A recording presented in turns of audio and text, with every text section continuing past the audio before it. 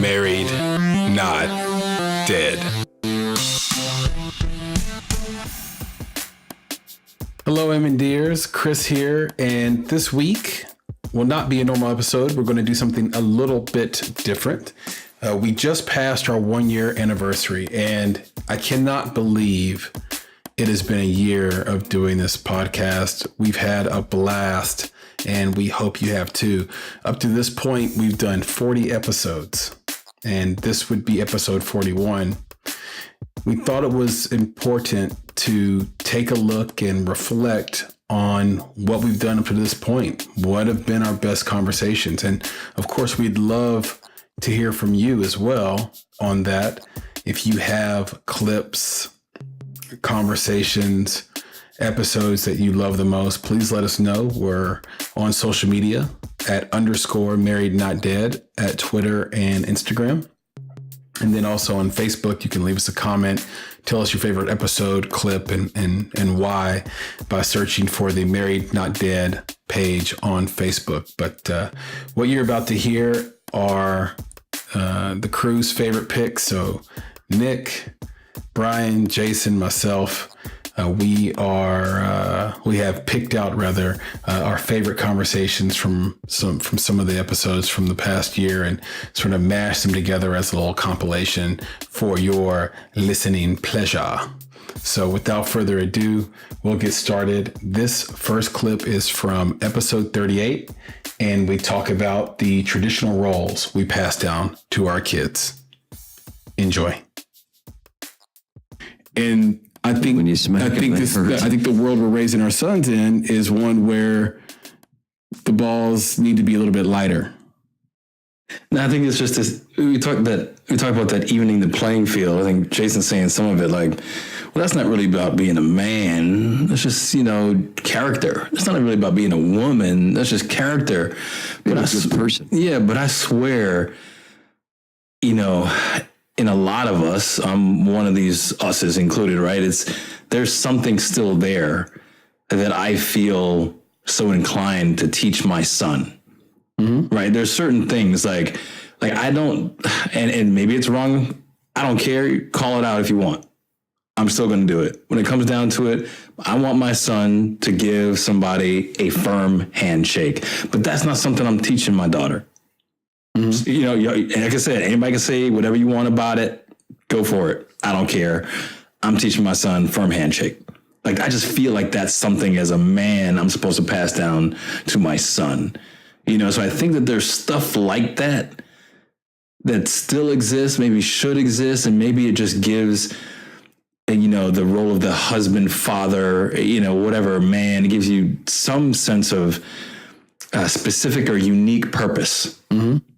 Right, where it's not just everybody's all in, like, hey, we're partners and we all just do everything. It's like, nah, I have a responsibility here, and this is what I feel like it is. But go ahead, Chris. No, the thing is, and you change and your principles sort of undulate and move with your kids and your family. And when my oldest daughter was young, I used to repeat to her that I want her to be graceful, that I want her to be beautiful, that I want her to be sort of these traits that were almost princess-like. Well, I haven't said that to her in a decade, probably, or maybe just under, because the tide changed and I realized what kind of girl she wanted to be. And because of that, grace, maybe I needed another adjective. And beautiful, she is beautiful, right? But do I really want her to be concerned with her beauty? Right. No, not in the age of reality TV, right? And maybe not her physical beauty, right? And so I'm telling her these things now. You don't teach the other part. Yeah, now these things are all about, I want you to go be who you want to be. Seize the moment. Educate yourself. It's just a different narrative where before I had this classically traditional male stance on who I wanted my daughter to be and what would make me proud as a father. But she hasn't had but she didn't turn out the way I thought she might turn out when she was 6 or 7. Like she hasn't had a boyfriend yet at 17. I didn't predict that. I predicted she would have a boyfriend at 13 or 14. So now that she hasn't had a boyfriend at 17, it's a whole new ballgame. She's not interested in the things that I thought I was going to have to protect against. Right. I got a question. Mm-hmm. Is there anything inherently wrong with stressing the masculine traits in boys and the feminine traits in girls when you're raising them? I mean, I'm going to throw this one over at BC because I know he's got a mix too. So, like, what do you think, man? Is there inherently anything wrong? Like, should we just be evening the whole playing field? Like, there's no princesses, there's no superheroes, you know, as in separate for boy and girl. It's just like, hey, I'm going to throw the Iron Man toy and the Barbie doll on the table, and whichever one they go for, they go for. You know, it's like, what do you think? I find myself sometimes kind of correcting my, so I have, the youngest, and she's 4. And then I have a 6-year-old, and sometimes the 6 and the 4-year-old will play together, and he likes dogs. So he has all these stuffed animal dogs, and he'll try to play with them like they're babies. And I first caught myself saying, no, you can't do that. But then I was like, you know what? No, yeah, you can. Go ahead. It's fine. Because when he's got the little stuffed dog in the extra baby carrier that my daughter has, and he's got it tucked in, and he's giving it a bottle, I'm like, no, you can't. Yeah, you can. It's okay. Go ahead. It's funny because I basically have taken over my daughter's soccer team, and I've coached all boys up until this point, and now I'm coaching girls. And I'm using the same techniques and the same games that I use with the boys. And at first I had that thought of, do I play sharks and minnows, where, the minnows are bringing the ball down and the sharks are the defenders and they're trying to attack, trying to teach aggressiveness, because that's ultimately like their biggest weakness is like, do I change it? Do I make it like some kind of more gender specific, role, like gender role, like that they would be more accustomed to? And I was like, no, fuck it. We're playing sharks and minnows. You girls are sharks. Give me your best shark. So like I've really been stressing. It's interesting that you asked me that, because that's kind of been like on my mind lately, especially with coaching, and not only my child but multiple. We're talking. I got like 8 kids. So it's and they're all like, they all just take right to it. And, I'll say this, I took over about 3 games ago. And since I've been teaching them more, like I taught my 2 sons when they were 6 and 7 and 8, I'm teaching them that they are more aggressive. They aren't getting dominated anymore. My daughter scored 5 goals. You know what I mean? Like they're all taking to that and being more aggressive and being more assertive. Nice. So it's interesting. Yeah. So let me be sexist for a minute and say, not only is she doing that with the goals, she's also freaking adorable. I appreciate that. My wife saw that and she's like, oh my Lord, I could eat that one. I was like, she's awesome. It was a great picture. Oh yeah. I showed my wife too, man. That stare she had, like the determination. She gets that from me. Yeah, that's from me. Yeah. So I told my wife, I was like, I don't care if she ever got anything else from me. That look right there, when I'm doing something, that's what I do. And she's like, of course my wife rolled her eyes at me. Of course she did. That's what wives do. Yeah, that's right. So Brian, I was going to say, for me, we have that, I want to say that it's traditional, but it's passing down our likes to our kids. So like we're split in our family, like the masculine and the feminine, with what we do with our kids because of us, right? So we do the things with our kids that we like to do as kids. So like my wife is a girly girl and she did all the girly girl stuff. She's got, dolls and all this stuff. So, and she had always envisioned passing that stuff down to her daughter, so nowhere in my wife's head does she think she's, her daughter is a girl and therefore a woman must be, a mother first and take care of babies. It's just more like, she had fun playing with dolls as a kid. So she has my daughter playing with, and my daughter loves them. It's like, she's like a little mini her. And then with my son, it's the same deal. I like playing with Legos and superheroes and getting dirty and playing soccer. And that's what my son does. you know, but it's very like, if you look at them, it's like, you know, okay, Noah, what's your favorite color? Blue. Livy, what's your favorite color? Pink. You know, what's daddy's favorite color? Blue. What's mommy's favorite color? Pink. You know, that's just the way it's kind of working out. So, you know, in our heads, I guess we're not really on that, you know, a boy must be a certain way, but it's just, we're just kind of just passing it down, you know, and I don't know if right now it's cute. It's fun. They're having a good time. You know, I think we'll teach them jointly the character traits that we want them to have in whatever role they decide to take on, you know, equally, you know, gratitude and all that kind of stuff. But we're definitely have this boy-girl split just by nature. It feels traditional, you mean? Yeah. In that? Yeah. We talk about the traditional man. There's also the traditional woman who sort of embraces that and wants that to be. And my youngest daughter plays with dolls too, but then at the same time, she plays soccer and climbs trees.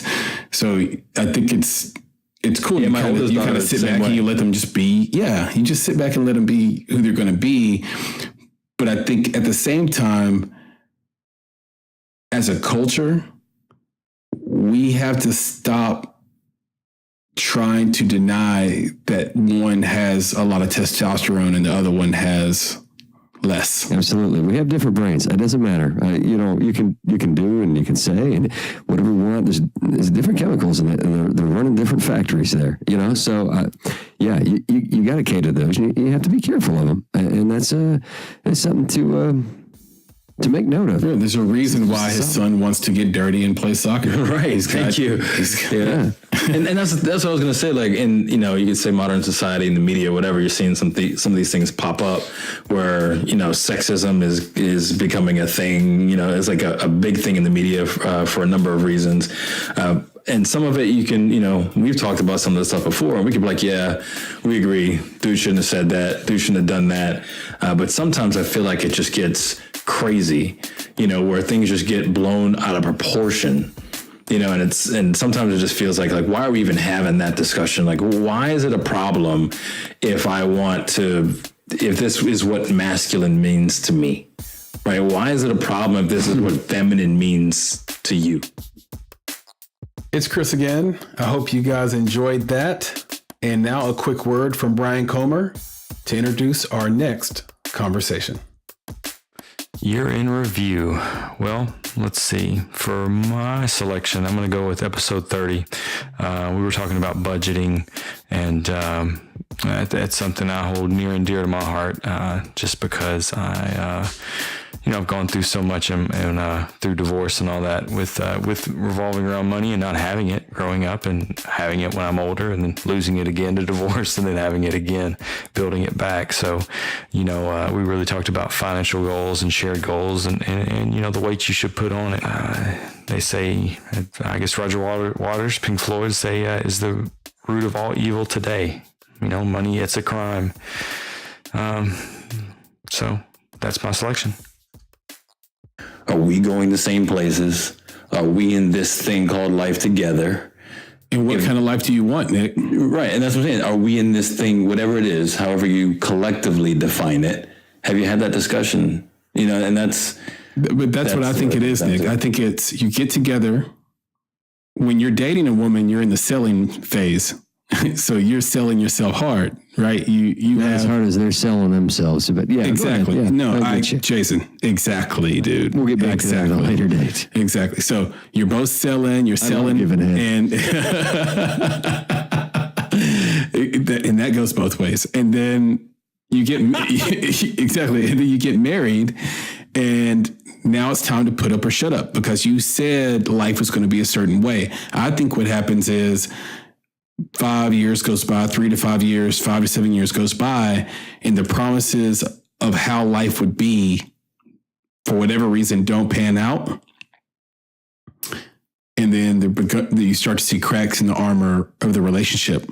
So in my relationship, there was a very... Put it out there and just say it. You're selling yourself, you're lying. Just say what it is. Fake it till you make it, baby. Fake it till you make it. And I will tell you that in the beginning of my marriage, I made a promise that as soon as I got out of college, because I was still in college when I got married, that I would go to work, make money, allow my wife to take a year off of real estate, have a child, and raise her the way she wanted to raise our other 2 kids. I needed to come through on that promise. There was a real concern that I wasn't going to be able to do that. And that would have, I don't think I would be married today. Was that a shared concern? Yes. With both? Yes. We both concur? Yes, because my wife had been married before, divorced, really terrible husband. And it's hard not to project all those fears and anxieties when she was abused by her first husband onto me. And then you see me, working college jobs, staying away from the house a lot to do schoolwork. And I love the college environment. That's no secret. I'm upstairs working on screenplays that aren't going anywhere. Yet. Hey, what? Yet. That's inside for me and Jason. I'm doing all this stuff. And at some point, there comes this point, put up or shut up time. So I had to make this really tough decision to break off from my business mentor because we weren't going anywhere together. He had done what he could do for me in that moment of time in my life, and I needed to make a really big play. And that's what I did. But if I didn't do that, and I didn't have full heart in what I was doing, like full on dedication to the actual promise I made my wife, not even to my company that I worked for, but the promise, because I had nobody's skill and nobody's knowledge on how to do the work I was doing. I had pure enthusiasm, and that's it, for a promise that I made that was a shared goal between me and my wife, because we wanted to live a certain life. We wanted to have certain things. Travel was part of that. That's why I had mentioned it earlier. But I think a bigger part of it is, how can we create the best life possible? How can we create a legacy? How can we create generational wealth? Those are things that take your full creativity, full body, and you got to jump in. But my wife already had the money when I met her, guys. So for her, she was like, oh my God, I've got to hang her on.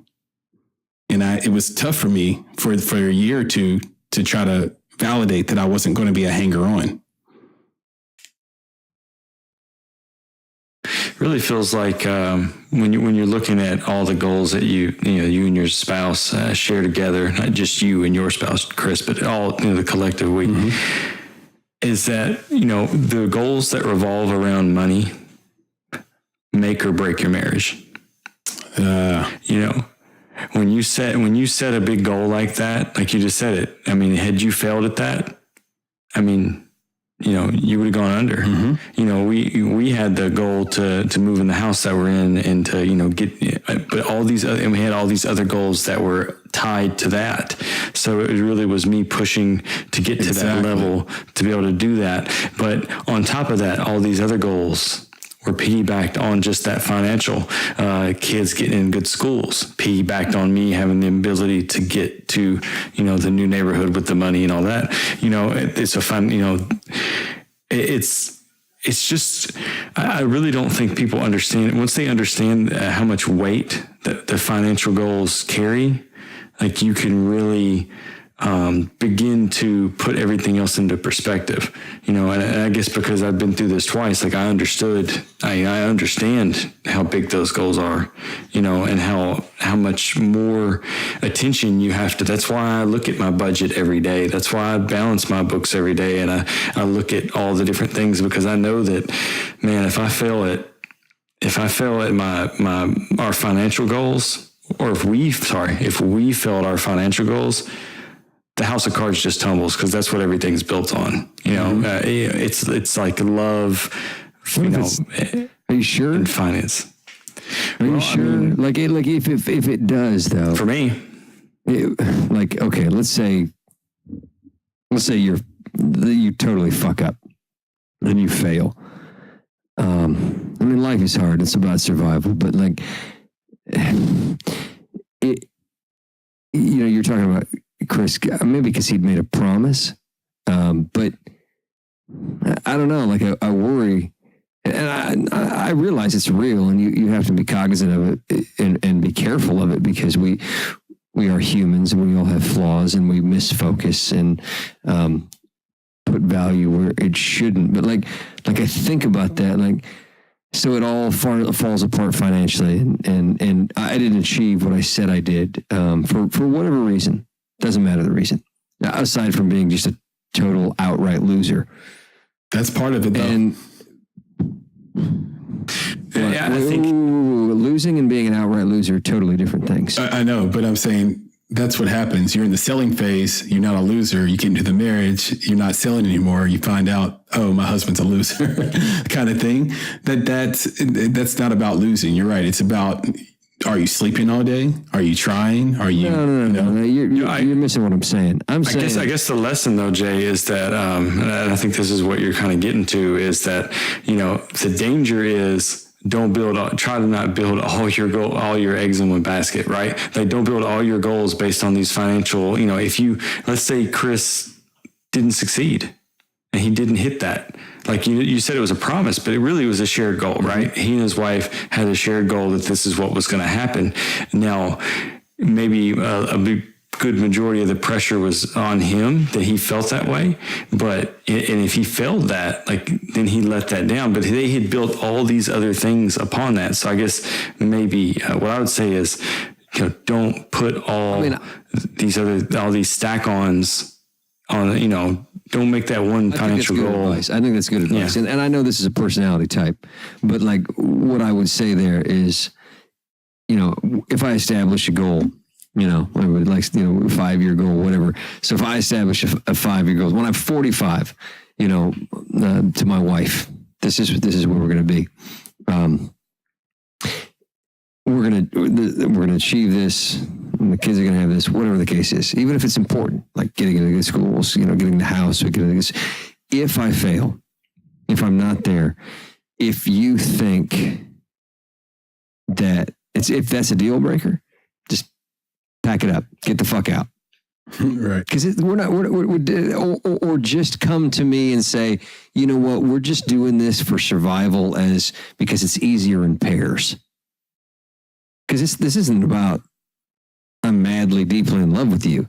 It's about, we got a fucking partnership. Like, I don't know. Like, if I don't achieve something that does not, like, it's not like, oh, well, now your family's terribly disadvantaged or whatever the case is. Like, I don't know. Now, that maybe put me in but you're not a winner category, so you don't understand this. But if we set a goal that I fall short on, I'm going to feel terrible about that. But if that goal means that you can say, my love for you falls short, fuck it, head on out. Tina Turner once said, what's love got to do with it? Right. And then Ike hit her in the fucking face. I think it was after Ike hit her that she said that, because she realized. Right. He's moving down the road. Nick, what do you think about what Jason just said? He just said, I just punched in the face for that one. That was great. I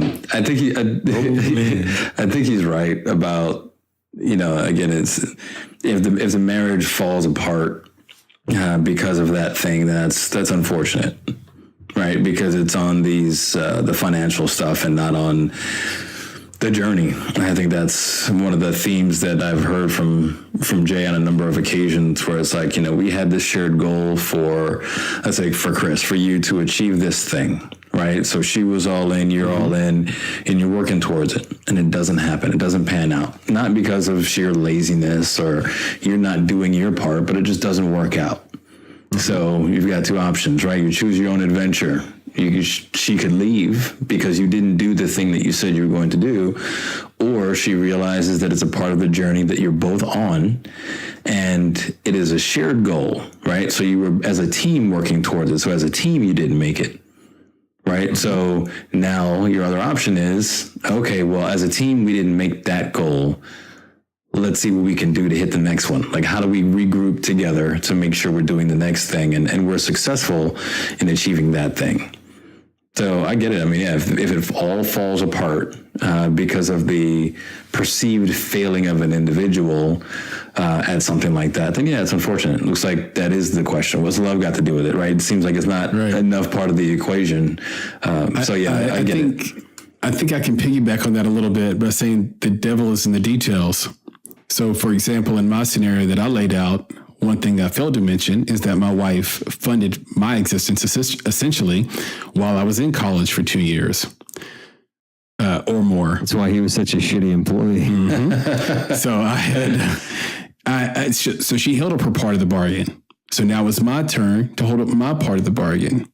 And I don't think that she would have left me if I didn't achieve my goal immediately, because I didn't immediately.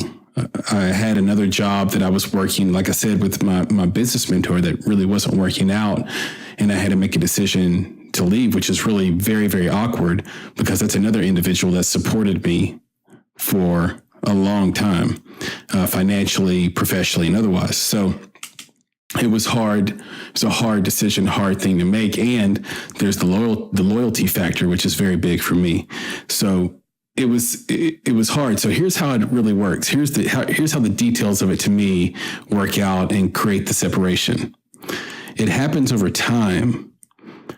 Your wife loves you, so she's going to ride or die with you. She's going to ride with you through your failures, through the losses. You're working together. But when you're 5 to 7 years in and you still haven't come through on your side, and what was one loss has become a trend, it allows for a crack in the armor. And what seeps in that crack is resentment. And resentment turns into an argument about all sorts of things. About maybe just doubt. Yeah, doubt, I think, turns into resentment. It's like how socialism turns into dictatorship. So that's what happens. And then suddenly you're arguing about how you take care of the kids, why you leave your shit around the house. You're arguing about how much you help out around the house. You're arguing about all these other trivial things. And it all comes back down to this one resentment of, you didn't keep your fucking promise to me all those years ago. And I've been trying to help you for 7 years, 8 years, let's say, and you still can't get it right. Whew. As the late, great Tupac once said, that might have been the realest shit I ever spoke. So, Chris here again. I hope you enjoyed that last conversation. And the next one we have coming up is actually a short chat we had in episode 19 about this tricky thing of being the best husband your wife doesn't want. Enjoy. A saint. Why am I not at the level of super husband? I take care of the kids. I clean. I everything that our forefathers didn't do, I do. And I'm fucking sensitive. I watch the movies. I cry. I talk. Like, but that, that's not always But it. do you cuddle? But do you cuddle, Jay? Oh shit. Cuddle's not. No, I don't have a cuddle welcome wife. Sorry, darling. That's not one of her characteristics. So, but I think that's it, because it's not one of her characteristics. It's somebody else's characteristic. I think somehow, whatever that is, if I look back and reflect on every relationship I've ever had, it seems the results of how they ended, if they weren't my decision, seem to be unintelligible. They seem to be nonsensical. But all I can gather is I wasn't able to connect with the man that she wanted most. That's very good. Because we could all think about that. Like, think about any time you've been broken up with. What was it that you were doing that caused that? And for me, I've been dumped so many times. I'm thinking. Appreciate it, brother. Yeah. I can think of reasons why I would leave me if I were those girls, but it's funny because you fall into those reasons on accident. Like, you don't think it's a shortcoming until you find out it is. So to go back on what Jay said is that in order to be a good husband, you have to fit the mold of what your wife would want as a husband. Does that sum that up, Jay? Oh, hold on. That sounded like a much bolder statement when you said it that way. I mean, it's kind of what I got out of it. No, that's fair. What I was going to say is that go ahead. You can be a good husband and not fit the mold that your wife wants as a husband, and it usually leads to divorce. Because I was one hell of a husband, and did all the things that you were talking about, doing all the things, and but if you don't have that, I think in order to be a good husband to your wife, you have to have that connection. So, if you don't have that connection, that even if you're a good husband, it doesn't matter. If you could be a good husband, by the textbook definition. I believe you, but that's you could have the textbook. You could be the textbook definition of a good husband. But it doesn't matter if that's not what your wife wants. But it doesn't matter if that's not what your wife had wanted. That's right. It's exactly you embodied that, my friend. I'm sorry. No, that's okay. And aside from maybe marriage, I think individually each of us have. I know that I have. So, yeah, that's the catch. It's the intangible. Yeah, I would say today I'm a much better father than I am a husband. But this relationship is working out better. I couldn't see me not married to my wife in 5 years or 10 years, right? But I'm a much better father than I am. I'm a much better father today than I was when I felt like I was this spectacular husband. Sure. Right. I mean, I really think that personally, I want to be a better father than I am a husband. Yeah, that's because you care about your kids more than you do yourself. Or it might be for them. Yeah, but it also might be because you can move on from your wife, but your kids are going to be there regardless. You just don't want to live a life. You don't want to live a life where your kids don't respect you, they don't love you, and they don't want to see you. That's hell on earth. You can get over the bitch not loving you, but you can't get over your kids saying Dad sucks. What do you think about this? There was a guy, I can't remember who this dude was, but there was a guy who told his kids, to their face, I love your mother more than I love you. He said that to them. Your mother always. I read a piece about this, but it was a female writer, and I can't remember her name. I'll try to find it. But she wrote a piece that went around Facebook and was actually very, very popular, very well read, that says, I love my husband more than I love my kids, and I'll tell you why. And it was somewhat religious. Not completely. I was going to say, give me some context here before I get upset. Well, yeah, I mean, she had biblical reasons why, and she had verses that support it, but it wasn't wholly. It must be true, right? It wasn't wholly religious, but there is a lot of people who feel that way, and maybe it is a religious thing. Maybe religious people feel this way, which is, I can make more kids. I can't get another mate like this one, or maybe through my love of my husband or wife, I can then show my children what love really looks like, and I can be complete. Bad social skills to me. So, okay. And then there's the other one, which is, at some point my children will leave my house. So I will be with my wife, my spouse. Mm-hmm. So it's a selfish thing, which is not negative. Yeah, but it's the idea. I'm saying it negatively. Yeah, well, one day you'll leave, so I need to make sure that my relationship with my spouse is the number one. It's the strongest thing. Well, let me say that's very important. That there's not. I don't want to muddle all this shit together, because that is incredibly fucking important. Someday they leave. And even, I don't care if you're the most involved parent in the world. Like I essentially, back and forth, stayed at home till I was almost 30. I am not at home now. I am 4 400 miles away. You know what I mean? So that's like it eventually can change drastically. So that's important that you have that with your spouse. It is essential. But I don't think that makes, and I don't want to judge. I'd have to hear the full argument on I choose my wife over you. Nope. That's self-preservation, and I respect that, but fuck you. You made these children. It's not their fault. Choose them over your spouse.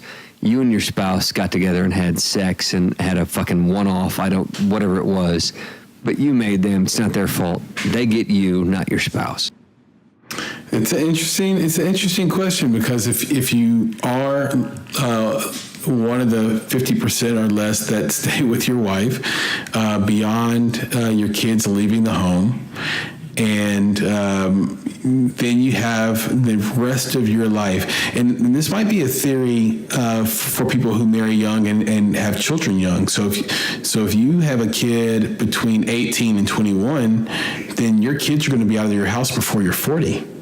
And now you have years 40 to 80 or 40 to 90 now, actually, if you're a white female. A 3-year-old or 40, totally different. Yeah. Yeah. So you've got 50 years with your spouse. So I think it's harsh to say I love my wife more than my kids, or I love my husband more than my kids. But I think the spirit of it is I sow into that relationship as deeply or deeper than I sow into my kids' relationship, because my kids will go off and be adults themselves one day, and I will have this person that needs my support, and I will need their support until the day I die. And that's why I think there's that religious aspect to it too, which is, you're not going to sever this. Chris here again, and wow, I mean, life is full of these black and white choices, these dichotomies we set up. Do you love your wife more than your kids? Do you love your kids more than your wife? Are you a Republican or a Democrat? Are you good? Are you evil? Are you proletariat or bourgeoisie? And the world just keeps on turning. So maybe we'll never have the answer to some of these questions, but in the meantime, they make for wonderful conversations. And speaking of wonderful conversations, allow me to make way for Jason McConnell to say a few words to bring us our last clip of the episode. So just in case you missed it the first time, or just because it was so much damn fun doing it, one of the favorites for the year, our very first year, was one of our first episodes, episode 6. We were babies, but man, we got to 3 guys, got to share 3 different totally different experiences with getting a blade to your balls, and we got to have the 4th guy who hadn't done it yet squirm, and it's fantastic. It's one of my favorites. Self-serving because I'm leading the party, but what can I say? If I got to share one moment, I'm sure there's deep, emotional, wonderful ones, but I'm going to go a little low level, lower the bar, and just talk about our balls, because who doesn't enjoy that? Here you go, episode 6, M&D, chop it. Hey, dude, he would. See, like faux leather chairs. He would. It was he'll mess around. Dude, then, like, crack. Dude, you don't even understand. Like, seriously. I mean, I went through this process, and there were guys in the room freaking out. You know what I'm saying? They were trying to give these dudes drugs just to calm them down in the little waiting room. And I was like, all right, I'm gonna be a man. I'm gonna do this. But when I laid down, and they got to doing what they were doing, I was like, excuse me, sir, that hurts. Yeah. You know, I could feel it, and I had to tell them, you need to do some more numbing down there, because that is not cool what's happening. I think it was, I don't know for you what it was, and I honestly don't know for me, because I didn't look, but it was the I think the numbing that was so painful. So and they don't. It was like, oh, it's not that bad. No, that hurt. That hurt a lot. But my whole like I had a great experience. I had a great experience. You had a great experience. And it wasn't like it was good. I don't want to complain about it, but it was the most. I'm in the waiting room. They called me in. They called me at work. Well, I called my cell phone and said, "Hey, we've made a scheduling error. You're scheduled for 3:30, but we really need you here at 2." I was like, so I threw my whole day off. No. Yeah, so, I was prepared for 3:30. I was like, I'm prepared for 2. No, I got to change my whole shit around, man. I got to get ready for this. Right, so I get there early, and they're very appreciative, right, very appreciative. So I hear, Jason McConnell. So I stand up and I get to the door, and there is a rather attractive young nurse, a well-built young nurse that says, "I'll take you back." And I was okay. So I'm going back. My first thought is, it's great. They hire attractive women at this place, and so she stops and she says, "I need you to see the lady at the desk here first." And the lady at the desk said, "Here's a cup and a bag, and we need to schedule 3 months out for when you're going to come back."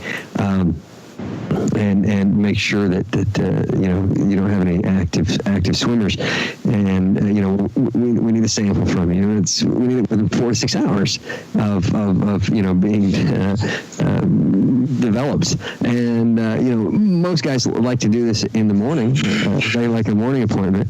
When would you like your appointment? And I sat there staring at her for a moment, and I was really contemplating. I said, I'm sorry, I've never scheduled a jerk off session with anybody.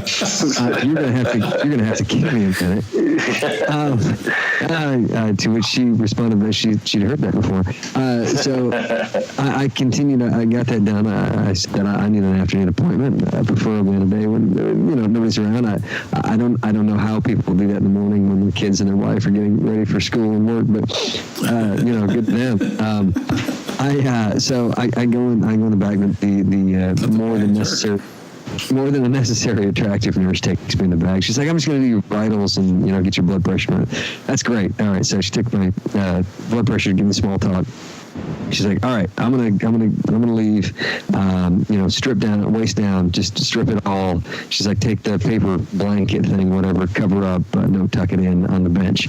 So okay, so I'm at this point I'm nervous because it's real. It's really happening. It's there, and the finality of this is really. It's got me on edge, you know what I mean? So, procedure, not bad, but everybody's told me, look, it's fairly pain-free. It takes a minute. You'll be fine. So I'm not too worried about it, but I sit down, I'm naked, I got the thing over me. It's not too cold. They did a pretty good job. I'm not going to complain, but it could have been a little warmer, and I don't know who's coming in. So every couple of seconds I reach down, give it a tug, just make sure we're not totally flaccid, because I'm going to this standing up, as best I can. I'm not slouching here. So, I'm prepared, and all of a sudden, the door opens and she's back in. Hi, I'm waiting for the doctor, and here comes the attractive 25-year-old. She's like, "Okay, we'll just, we're going to get things ready. Just, lay down." So I lay down. She straightens my legs out and walks over to the counter and comes back. And she's like, "Okay, here we go." Straightens your legs out. Yeah, and so, paper blanket's gone. It's gone now. It's just me, my dick, and her. And she You've always wanted. It's what I've always wanted, but I'm not looking necessarily. My head is all the way back. I don't exactly know what she's going to do, and so she says, "This is going to be cold," and to which I instantly respond when it hits me, "Jesus Christ!" So she splashes this cold liquid on me, and I realize she's here to clean me. It's here to sterilize me. With all I can tell is just this red substance. There's a lot. We need you to tell this a little slower, okay? A little slower. Soak it all in, brother. Almost done. So she's all around. I mean, like she's cleaning. It's flopping around, and again, it's cold. And I might have given an extra pull when she turned her back before she turned around because I knew it was about to happen. But at this point, I don't know what's going on. I can't physically feel it because I'm just getting a full-on cock jostle, and I don't know exactly which end is up here. But I was so uncomfortable. I seriously, I might have giggled at one point because I didn't know what to do. It was like a titter, or like a. It was like I don't know if it hit that level, but I was like, and so yeah, it might have been that. I really just can't. I don't know. I can't get my head around this. What's happening right now? Why are you not fat and unattractive? This is so unfair. And that shit is so cold. But and she's like, okay, so we got that done. She's like, well, just one more, and she goes and gets like surgical towels, and she puts one under. One on one thigh, and then she puts one on the other, and then she like gives this full around from top to bottom scoop and whoop, pop, and just like like a good solid whap, just flops it down, so I can really feel it, and then throws the dick up on the stomach, puts another towel on that, and says, okay, well, I'm done. Have a good day, and from there it just progressively it goes, and the doctor was great, but that's where it hit that bullshit level where I'm reminded where there was, oh, it's not bad, because he's like, okay, you're gonna feel some pressure, and I thought, holy shit, he is squid. Like he reached down and I got the I don't know if any of you guys have this joy, but I've got like a nerve cluster around the left one, and he got that thing and just that needle went in, and I thought, I'm gonna throw up on you, and I'm gonna choke on it as I'm laying back. And I at one point I had to admit to myself, I feel like a real pussy. I haven't been this terrified in years because I don't know how you're gonna hurt me next, and then the smell, like something's burning. That's my balls. He's burning my balls, and pretty soon. Horror story. He had me tell a story, and I'm sure it was nonsensical at the end because I had my eyes closed and my hands up by my face like I was like an 8-year-old just on the table. Listen, please, stop doing this. And I saw him pull a stitch shut, and I was like, oh God, thank you so much. You're just sure it's gonna. He's sure it's going to hurt some more, and then finally he doesn't. You stand up, and there's all kinds of blood and the yellow, wow, yeah. This is serious. Like, this is a horror story. You know what I'm saying? Like, anybody would listen to this and just be like, I'm not getting that crap done. Like, it's just not happening. Yep. Wife's getting the tubes tied. Exactly. It just ruined it. I know. I just ruined it for a lot of men. How long was the total procedure? Oh man! So, including 34 seconds, including the wash. Well, let's not include the wash. The actual what you have to deal with, other than the true embarrassment, is. Man, it couldn't have been more than 10 minutes. The guy was great. He really was. 10 to 15 times. I don't know. It was in pain, and I couldn't see. It hurts. Just know that up front. But like. Yeah, well, for me, man. For me, it didn't hurt like that. Like the most uncomfortable part was, like I told you, they didn't give me enough numbing. And when they started doing what they were going to do, I could feel it. And I didn't like that. So I said, excuse me, but I can feel that. And the most uncomfortable part wasn't that your father-in-law was watching? With the mirror on the Yeah. I just want to make sure it was done right. He's like, more grandkids. Exactly. and that just goes to show it can differ between each person. So I don't want to say that it's not. I know, Chris has had that experience and he can share that. So, I don't want to say that's it. And though it was terribly painful, and I can still, I don't know, there was a tube. He inserted the tube. I don't know what that was. Come on, man. man. Drainage. She kept saying, come on, I'm going to do some deep tissue draining. Come on, man. Stop. You're just ruining it for people right now. It's not even right. These tubes draining. Come on. No. Hey, here's what I'm saying. Yeah, I'm good. I did it all. The next 3 days, I'm like right now, I'm sitting on black and blue balls. I got a picture. I took a picture if you guys want to see it. I woke up my buddy Brad this morning. That's the picture he got at 7 a.m. Wow. But so all that said, it hurt. The weekend, it was 2 days, and I was like, I'm uncomfortable as hell. Of course, I just had my hernia surgery a couple of weeks prior, so it all still hurts, and the whole area is just screwed. But honestly, no, it was worth it. I guess I don't understand the things that keep me away. One is pain, but like most men I know are like manlier than me when it comes to pain. I don't feel it. So scratch that out if you're that cat. But I also find the manlier the people are, the less they want to do this operation. They're like, oh, of course, man, because they're messing with that area. You know what I'm saying? That's the problem.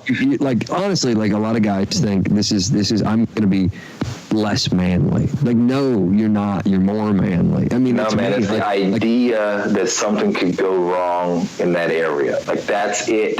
That's what I was thinking about. I mean, I did think about it. I'm like, that thought can be in there, but I mean, seriously, what a percentage that you're dealing with there. I'm afraid. Yeah. If you rationally think about it, you don't have to worry about it. Is that I wish that my balls would have been sewn tighter, not like an egg, but just tighter from the surgery. But how can you complain when you pay your doctor in two $50 TGI Friday gift cards? So I on one hand, I can't complain, and on the other hand, a truck stop. On the other hand, was that a swap meet? Was that a swap meet you were at? You get your FUBU gear and a new hat.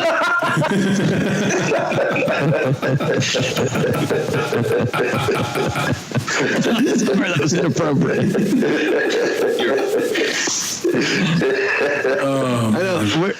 What you remember when like the Bart Simpson like printed shirt was the shit? Because when you said swap meet, immediately I went to like the Bo Jackson Bart Simpson shirts. Yeah, I had one. I had a Bart Simpson shirt that says "Fight the Power." Come on, man.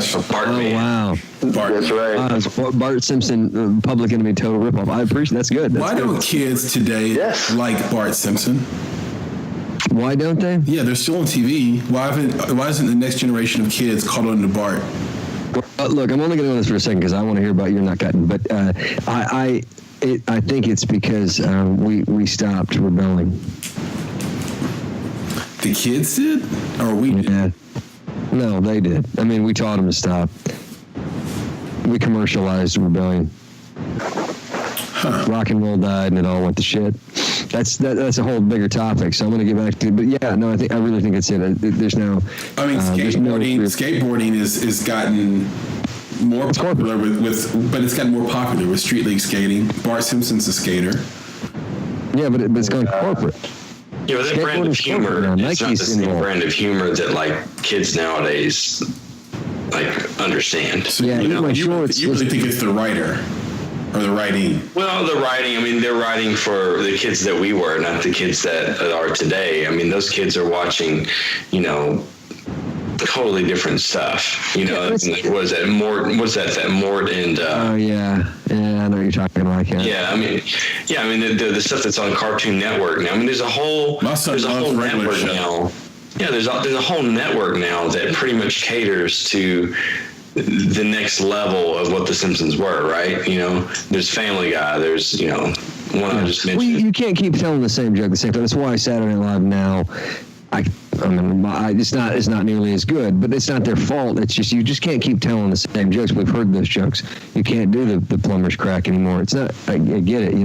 Those things don't pass. You have to eat my shorts, man. This is not funny. It was funny because we'd never heard it before. So we heard it. It was actually risque when it came out. Right. Oh, my mother hated Bart Simpson. No, it was absolutely not allowed. So. Everybody's mother hated Bart Simpson. But I think the other thing is that, like what BC said about the network. Like, there's whole cartoon cartoon networks. You know, Disney Junior, Disney, you got Nickelodeon, Cartoon Network. Like, that comes on, like, the regular channels. You know what I'm saying? The kids are watching the regular channels waiting for Bart Simpson to come on. Yeah, only when we were kids. Yeah, when we were kids, we had to. You know what I'm saying? There was no Cartoon Network. It was the regular channels, and then the cartoon came on. You know, it was like, that was the awesome thing about it. It was, there's a cartoon in prime time. Right. Remember when Simpsons went 8 o'clock? It was like, holy crap. It was like, on it, prime time. We can watch this. Right. And, And then South Park caught a bit of that too, where they were like, oh, here's another cartoon in prime time. This is awesome. And now it's any cartoon can be in prime time. Yeah, but no cartoon is South Park though. It is still South Park's still great. So yeah, I'm there. But so and that's there's a whole social aspect there. That I still think that there's a great deal in the rebellion phase there that has been ripped out and diminished through social media primarily. But well, look, the reason I challenge you on that, Jason, is because we had Bernie Sanders this year, right? And that's about kids rebelling. I don't know what to say about that. No, don't do that. Look, I like Bernie, but don't do that to me. Don't do that on a rebellion thing. No, that's Wait. Did someone just fart on the phone? Was that a fart? I did. What was that? What's the matter? Smart ass, you know, Shakespeare. Yeah, I mean, look, I don't mean to diminish that movement, but that's a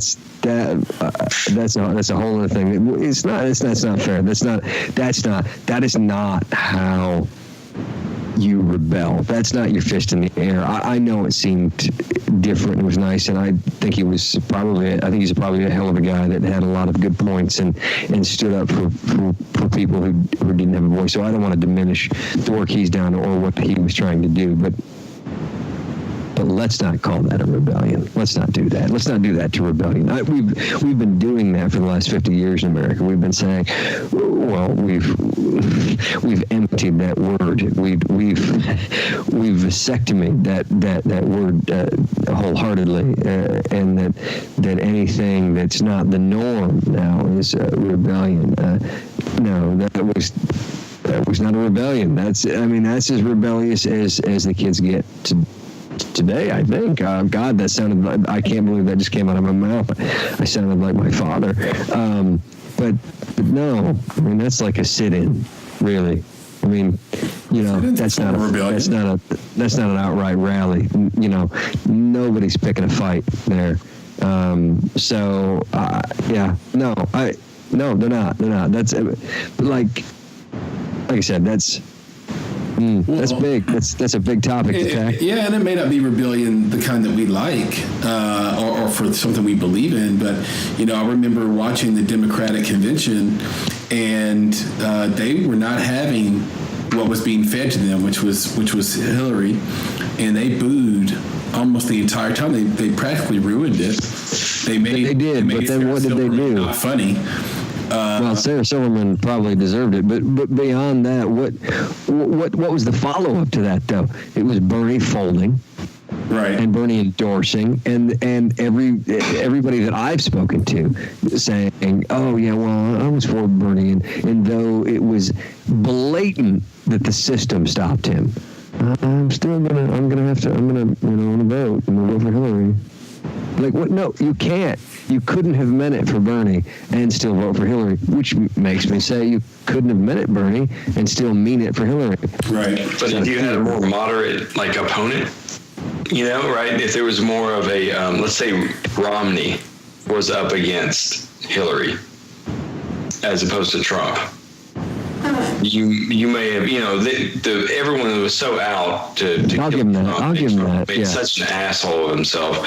It's like, you know what I mean? He felt like he didn't have a choice, and Bernie might have felt like he didn't have a choice too. I'm not here to criticize the guy, especially in the political move at that late time in life. But you know, it wasn't.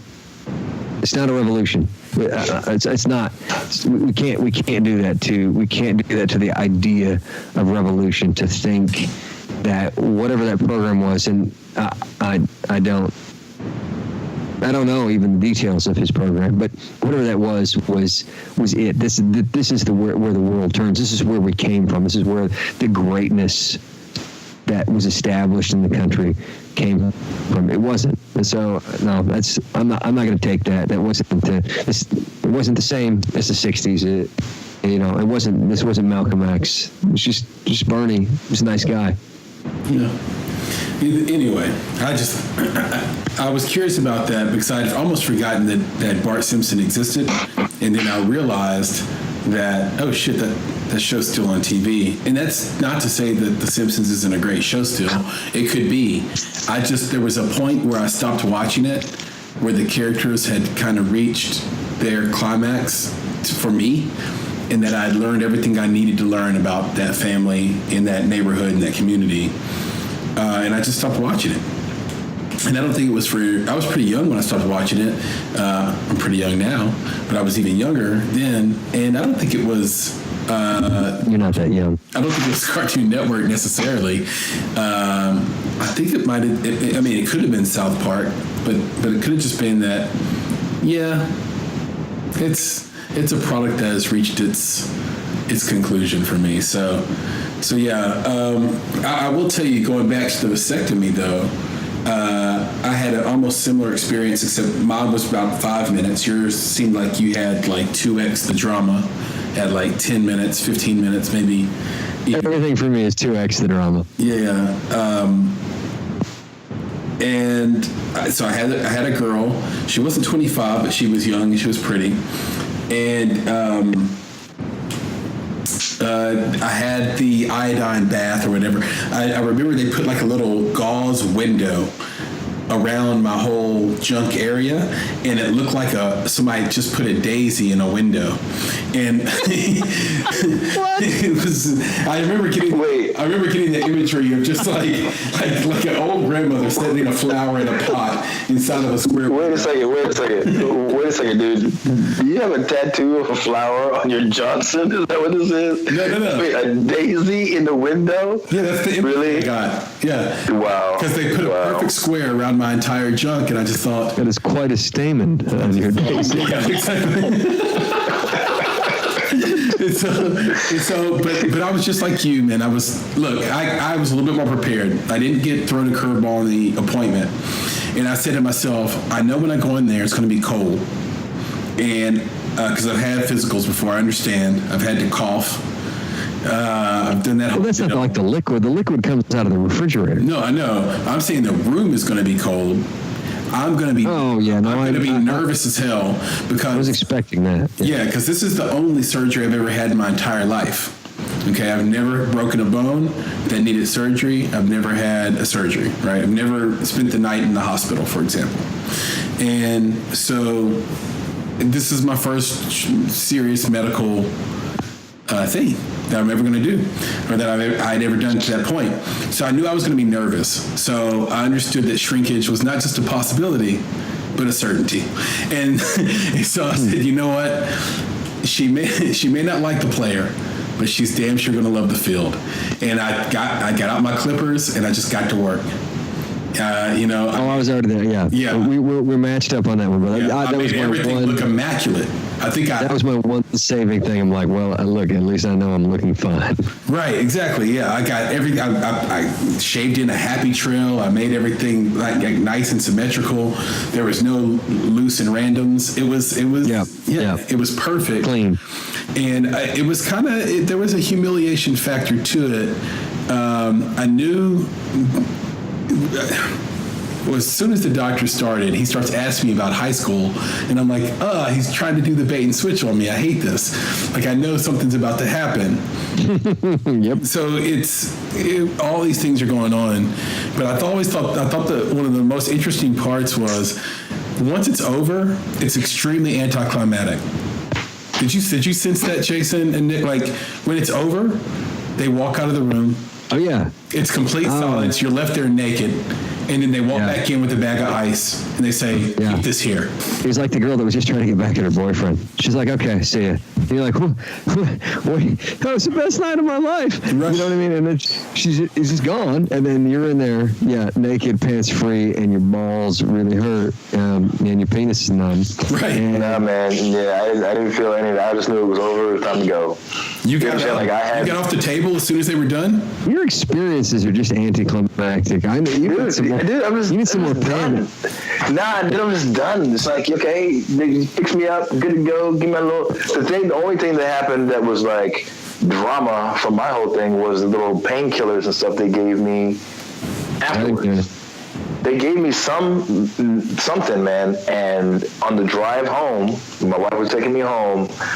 I almost passed out, and I was about to throw up in the car. I was like, I do not feel right, and so they offered me one of those Valium. Like I had to get it before, and they're like, "Do you want a Valium?" I was like, "No, I'm fine," because the Valium was included with somebody has to drive you home, and I was like, I don't know if I'm going to be able to schedule that properly. So no, that's fine. Okay. You had to drive home with the situation? I drove home. So like I leave the office, and I was like, I'm kind of numb still. My balls hurt, but I'm kind of numb. So there's like a bathroom in the hallway, and I was like, we'll go to the bathroom. So I went to the bathroom, and then it was something that had occurred to me on the drive, but like I got home and I was like changing my pants, and I got my compression shorts on, which by the way, I don't know, I had to purchase compression shorts. I dried them, and they changed the whole size, and I can't wear them now. But just putting that out there, I don't know if that's normal, but I had them on. So I was gonna put on some some sweats when I got home. So I took off my jeans, and my wife's like, "Oh God, you're bleeding. You're all wet." And I was like, I looked down, and immediately I was like, "No." I was pretty numb when I took a pee. I think I just peed on myself. I don't think I was done. I'd immediately go in there and do a bandage change from my fresh surgery. Because numb dick just doesn't, you don't know when you're done. And so I know I turned down the Valium. I didn't do any Valium. I just did, it was just Advil. The hernia surgery, they gave me, when I left, they gave me Oxy, and it was terrible. Like I went to sleep right away because I thought, I'm gonna throw up. I can't do this. And I just had abdominal surgery, the most painful thing in the world. Maybe the most dangerous thing in the world would be to vomit right now. So I was like, no, I'm good on the pill. I'm not a pill guy. Yeah, there's no way I could have drove home. My memory of it was there was just no way I could have drove home alone. Really? By myself. No, I was swollen. It started swelling almost like immediately, I feel like. And within about 15 minutes, I was dancing and moving around that seat like I had a kidney stone. But when I got home, my biggest fear was that one of the kids were going to pull a "Dad's home" and jump on my lap. Yeah. And I didn't want to have to even go down that route. So I basically used, I remember laying on the couch, and I put the biggest pillow I could find from the couch over my entire midsection, so that if any hijinks went on, I would see the next day. Not a bad idea, dude. The day after, I caught my son's elbow in my lower abdomen. Ooh. And not crotch, but it was enough. I winced for a second, where you're like, do I just cry right now, or no, I'm fine. You know what I mean? So the pillows are good. And the kids are scary. You gotta touch.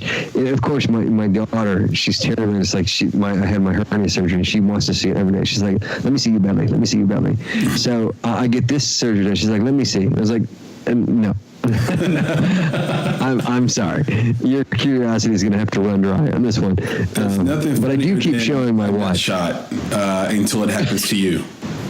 Yeah, that's right. Yeah. But no, I do show my wife every chance I get, and it's probably not productive for me in a sexual sense. Is it like a rite of passage? Is it just show her, look, I did this? Is it like when a dog brings in the head of a like, see what I did for you?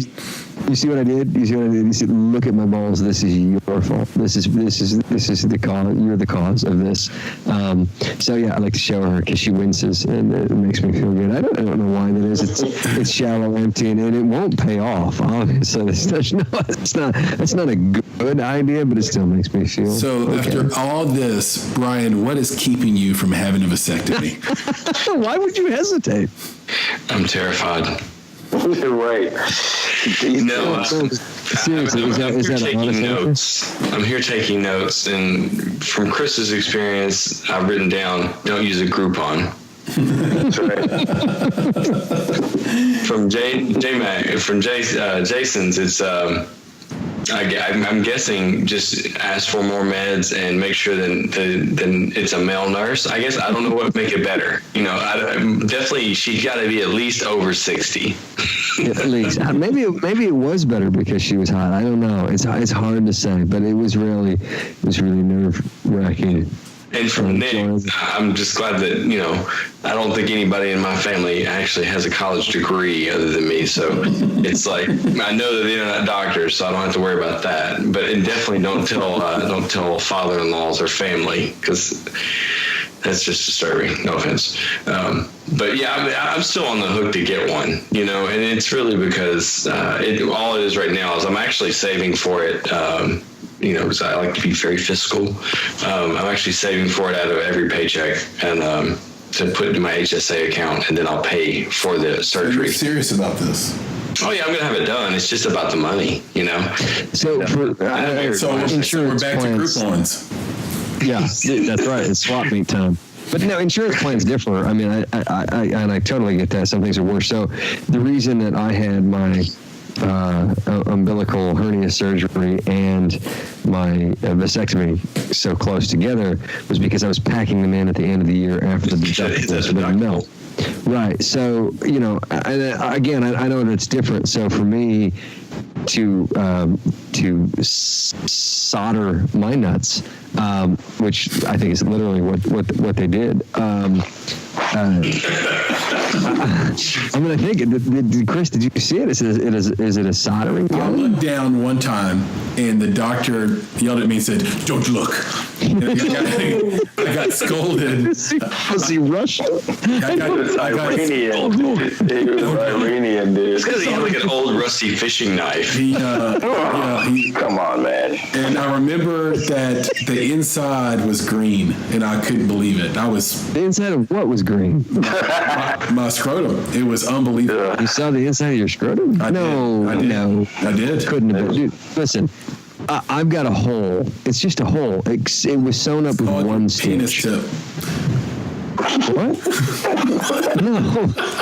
No. Okay, I've got two holes. Hole in my soul from this. So there's a hole in the sac about maybe an inch down from the base of the root. And like they told me it was one stitch. It was one stitch to hold it shut. So I'm actually impressed that they can do that through a hole. Because the way they described it, I was like opening stage curtains. I was a little scared of that. But yeah, no, I think you saw I think you saw the surgical towel covered in blood. Oh, towel. No. They cut me. They used the scalpel and cut all the way down. My sac was open like a butterfly's wings.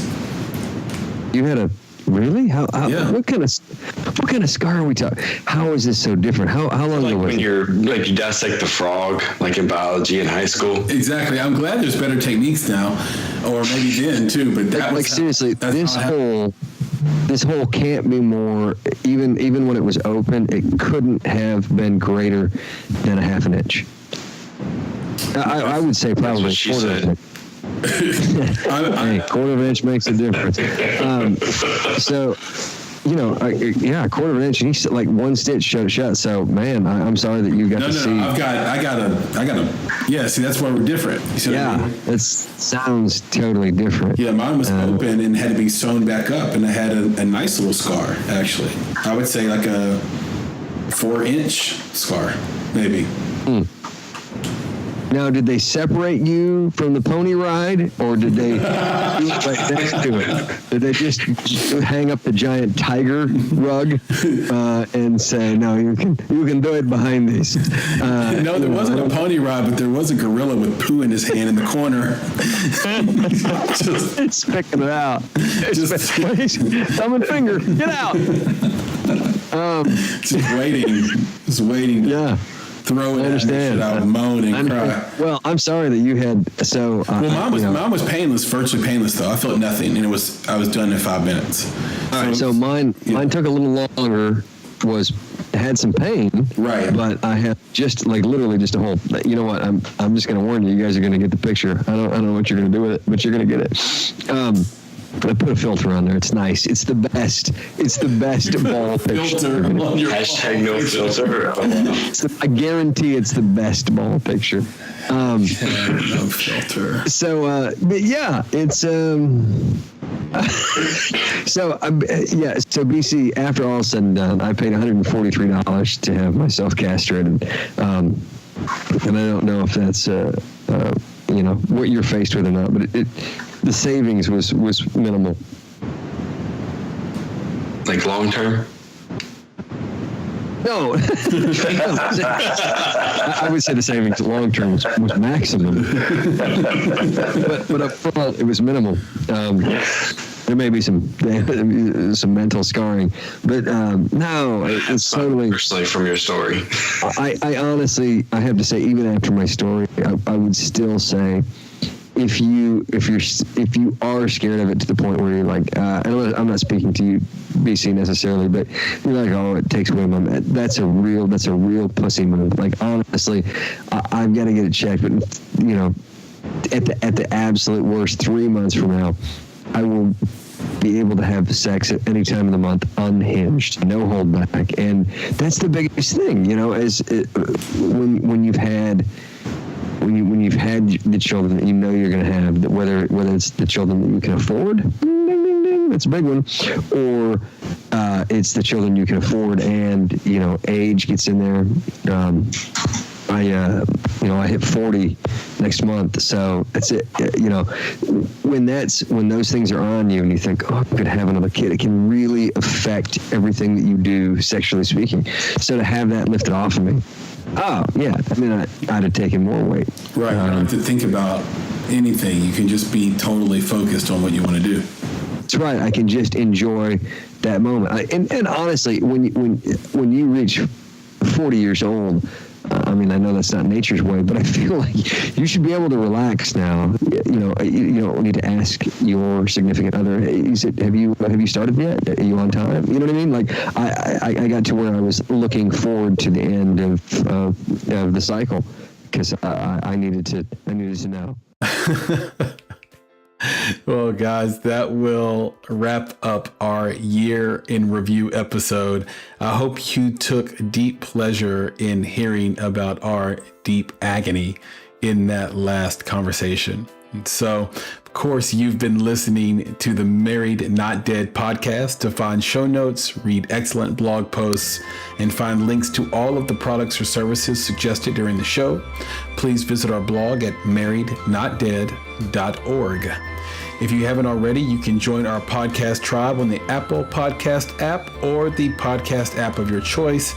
After you subscribe, please don't forget to rate and review, and do us a favor, go in there, rate us 5 stars. It means a lot. And if you don't think we deserve it, let us know. And here's how you can do that. You can leave a comment within the Apple Podcast app itself, or find us on social media on Twitter and Instagram at _marriednotdead, or on Facebook by searching for the Married Not Dead podcast page. So, until next time, on behalf of Nicholas Buggs, Brian Comer, and Jason McConnell, I'm Chris Barkley. See you next year? Nah, next week, right? Next week. Ciao. Today's podcast is brought to you by Audible. Get a free audiobook download and 30-day free trial at audibletrial.com/MND podcast. There are over 180,000 titles to choose from, including one of my personal favorites, How to Get Filthy Rich in Rising Asia by Mohsen Hamid. Do not judge this book by its title. The ending had me crying in the middle of a 4-hour flight to Los Angeles. It's made even better by Motion's narration, and you can download How to Get Filthy Rich in Rising Asia or any other audiobook of your choice today. Again, for listeners of the Married Not Dead podcast, Audible is offering a free audiobook download with a free 30-day trial to give you the opportunity to check out their service. So, to download your free audiobook, go to audibletrial.com/MND podcast. Again, that's audibletrial.com/MND podcast to get your free audiobook today. You will not regret it.